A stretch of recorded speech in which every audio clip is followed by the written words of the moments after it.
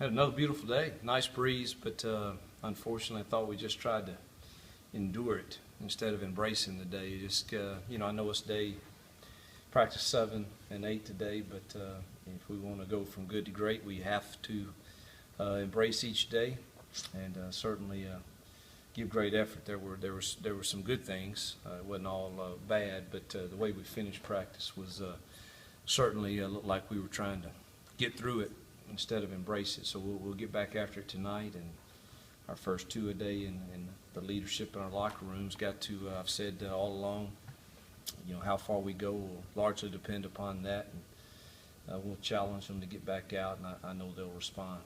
Who are emerging as some of your leaders in your mind? CJ and Bo and Laramie, Laquan, DT, Cody. We've got some good ones. They just haven't been thrust in that role a lot, with the exception of maybe DT, and it's somewhat new for them. But at the end of the day, each kid's got to be responsible. Each coach has to be responsible. Each manager has to be responsible for the effort that they give. And you can't be perfect in all your things, but you can have perfect effort. And that's what we're trying to get accomplished right now. I'd like some first-team reps for Marquise with Fadal out. How's he progressing? Tremendous athlete. Swimming a little bit with all the installs, and now he's learning a different position. Instead of the weekend, he's playing some of the strong ends, so all that, he gets some different looks over there with tight ends and different things that he's not used to. So he makes mistakes, but one thing I know about him is he makes them 100 miles an hour, and we can live with that. We're pleased with where he is and expect him to get better each day. Was it a goal of you guys recruiting just to get faster off the edge there?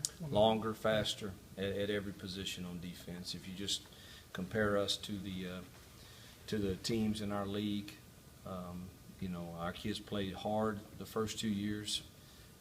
We certainly made progress in the first 2 years, but there's something to be said about having some length and quickness on your defense, and we've gotten a little longer. We've got to continue to recruit to that, but T. Shepard helps with that. Kendarius Webster keeps showing up every day. He's going to be a good player. We got to get that green jersey off of him and get him going as soon as we can get him fully released. But yes, our goal was to get longer. What is the green jersey? He had shoulder surgery back in February, back at home, and we're there's some work to be done between our doctors and their doctors. He's fully go in everything except for live periods where we asked to hit, and he feels good, so I expect it to come off soon. Replacing a lot of starts at center with Swindle being gone. How do you feel about that position right now? I'm pleased with Ben and with Robert.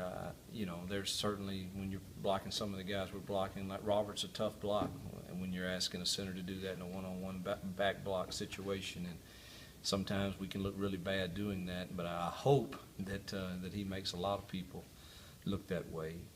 But mentally, they pick it up very well. I've been pleased with the snaps. We've had very few that I thought threw our timing off, and the effort that those two guys give, they fit with us. I think we're going to be okay there.